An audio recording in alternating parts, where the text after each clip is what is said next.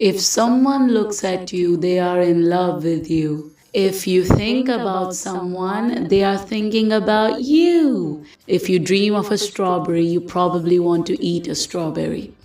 We've all come across various psychology facts on our fair share of cruising through the internet, haven't we? And every single time I look at them and I just have to cry a little because what do you mean?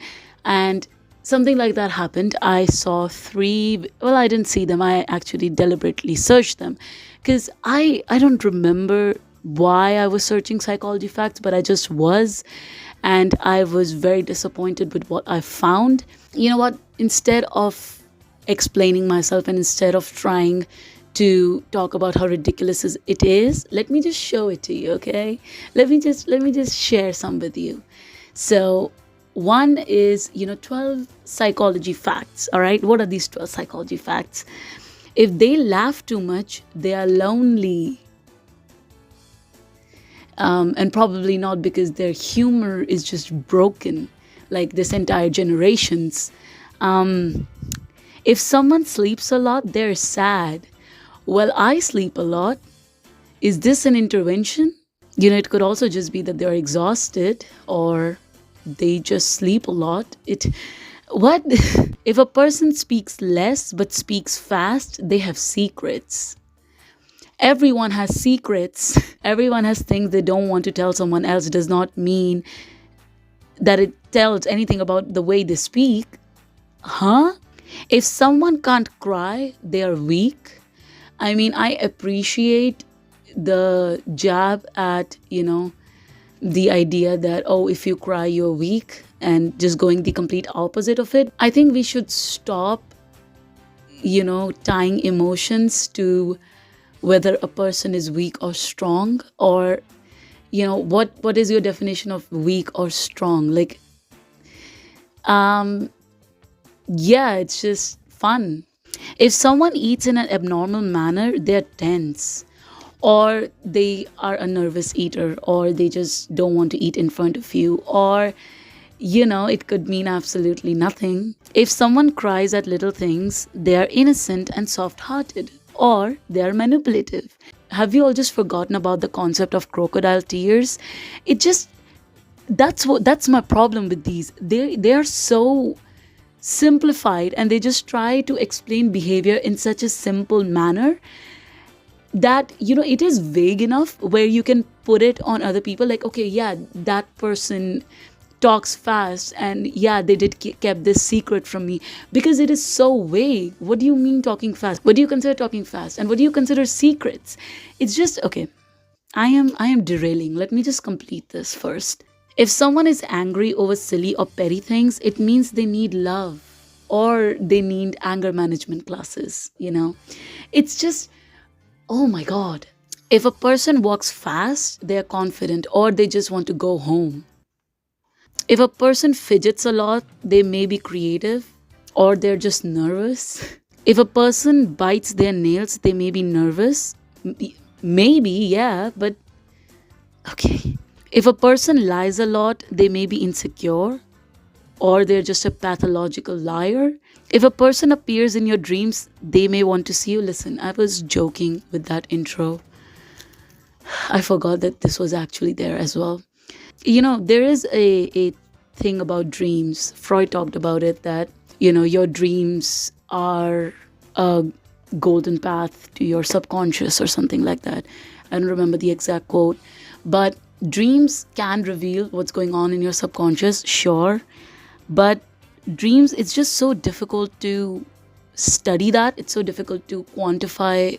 It's difficult to study dreams, is what I mean to say, because, it's so subjective, and sometimes they do mean nothing, and sometimes it's just what you have been thinking about a lot. So if you have been thinking about a person, a specific person, and they come in your dreams, chances are they came into your subconscious simply because you were thinking so much about it, and it has nothing to do with the other person. How do you measure that? And how is that a psychology fact?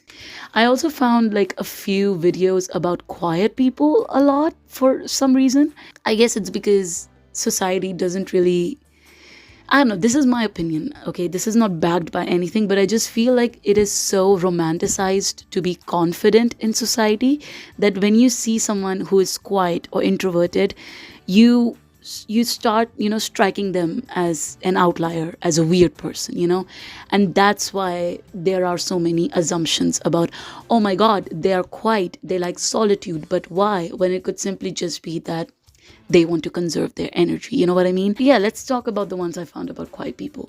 People who like to be alone can be really good friends. So can people who don't like to be alone. And then 11 facts about quiet people. They only have 2 to 3 friends. Sure. How is that a psychology fact? Once they're comfortable with you, they will talk a lot. That's the case for everyone. They have too much anger, don't get them pissed off. I'd say that's a general rule for like life in general.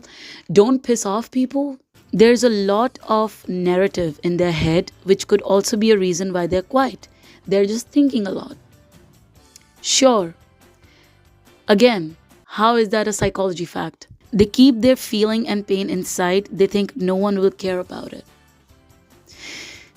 It's not just true for quiet people, it can be true for anyone. It's like astrology, right? Like, oh, Cancers are like this, or Geminis are like this. When it's just something really vague that can be applied to anyone at any point of life. Like, all these psychology facts, you could put them on me and I would fit their narrative, I would fit their descriptions. It means nothing. That's the problem I have. It's not that they're okay, it is that they're making assumptions and stereotypes, but it is that they are so vague that it makes people think that, okay, if you're a quiet person and I can observe these things in you, that means that is common for every quiet person, when it is not. They just completely forget about individual differences, and that annoys me so much, because psychology is all about human behavior and how it is different in every human, and they keep generalizing so bad. There is no research to back their claims, there is nothing to back their claims, and it is just, oh yeah, that's a psychology fact probably. No. They got the cutest smile and weirdest laughter. Way to roast them, I guess. They're shy, they can't maintain eye contact. Just because a person is quiet doesn't mean they're socially anxious or shy, or, they don't like social situations. Sometimes quiet people are just that, quiet. They just don't want to interact a lot, or even if they want to interact a lot, they just prefer to be by themselves. Does not mean that they're shy. Once they get comfortable, they are wild and crazy fun. I'm not even gonna say anything to that. They are the most observant in most situations. Again, this can be applied to everyone. They are last to ask for help. Didn't you just talk about it before? Yeah, are we running out of options now? You could have just made it 10 facts. They are loyal in most relationships. All right, I got news for the not quiet people out there. You are not loyal in relationships. So, hate to break it to you. That's the rule now. So I got into all these psychology facts, and I started wondering, why is it so easy for people to kind of accept these narratives? Why, I'd consider this misinformation. Why is it so easy for people to, because I looked at these comments, right, of these videos, and they were majorly positive, with 1 or 2 just poking fun at the fact that things didn't apply to them. But other than that, they mostly had positive things about them, people talking about their experiences with similar situations. And it got me thinking, like, how does misinformation spread basically? Like, why is it easy for people to accept false information as fact? And basically, what is the entire underlying reasons behind it? What is the entire thing, right? So I got into that, and I found 2 really interesting research papers. So let's talk about it.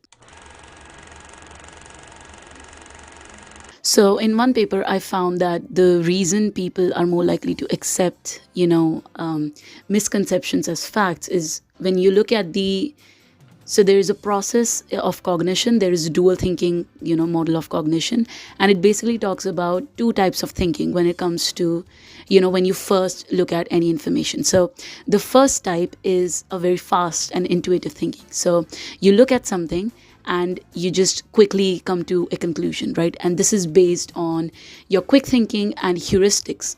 So heuristics basically mean mental shortcuts or rule of thumbs.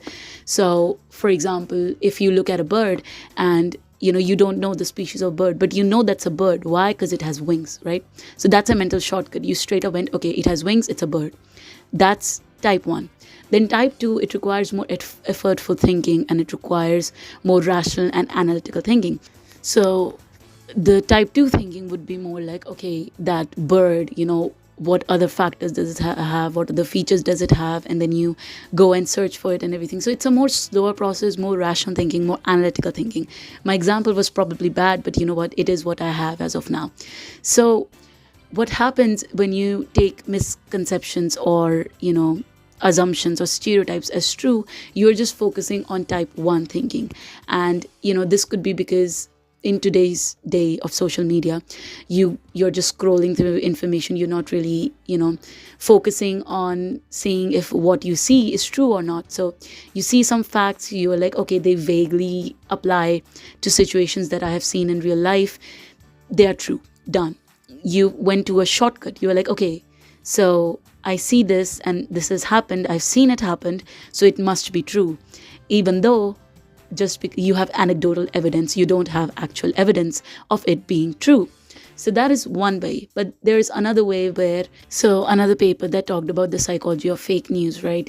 It talked about the factor that, the discernment of news. So if you look at any news or any facts and you're like, okay, is this true? Or like, if it's rooted in some truth, chances are you are likely to accept it as fact. Because again, as I said, you take anecdotal evidence into account, you take your existing knowledge into account. And there's also another concept when it comes to adaptation. So Piaget talked about it basically in cognitive development, that when we develop our, cognition is basically your memory, your thinking, your retention, all of these factors.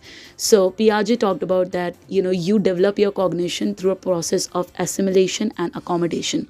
So assimilation is basically you use your existing schemas. Now schemas are basically a systematic mental representation. So you're like, okay, if this situation happens, I know this is what I'm supposed to do. Schemas are what you already know, like your processes, you're confident with. You're like, okay, if this happens, I know what to do. And then there is accommodation, when you're met with a situation where your existing knowledge or your existing schemas do not work. So you have to come up with new information.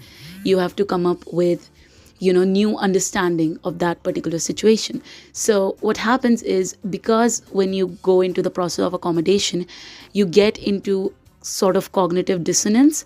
So cognitive dissonance is basically that your belief is questioned. So your existing knowledge is questioned. And that is a very uncomfortable situation. So people try to avoid this situation. So what might end up happening is that people tried to avoid cognitive dissonance, and they just use their existing knowledge and connect it with the knowledge that they found, and relate them, associate them, and consider it to be true. Now that is my opinion. I did talk about like one paper, but other than that, the entire cognition, that is my opinion, and that is something I think could be the reason why it is easier to just accept misinformation. Because let's be honest, going out of your way and doing research does take a lot of time, and it does take a lot of effort, and not everyone has time for that. When you are on your office break and you just go through shorts and you just see these random facts, it is more difficult to go out of your way and Google if they're true or not. And it's just easier to be like, yeah, I've seen it happen 1 or 2 times, so it must be true. But what ends up happening is it creates stereotypes, it creates assumptions. So what I urge you to do next time you look at some of these psychology facts, because I feel like psychology is a subject that is so fascinating that everyone wants to know, how does human brain work? How do because we are social beings, right? So we all want to know, how do humans behave, why do they do what they do? And so when we see, these very simplified jargons, very simplified statements, we are like, oh, okay, I understand that, so that's probably how it works, right?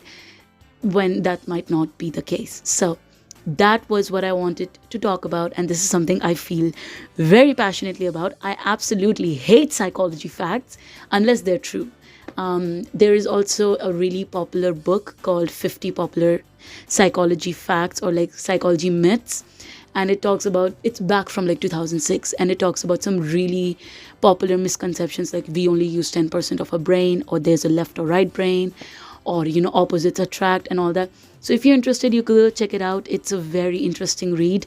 And just be more I'd say just be more skeptical of things you find on social media, because a lot of them might seem true, but as I just said, it might be easier to accept they're true when they're not necessarily true. So that's all I have for you today. Thank you for watching.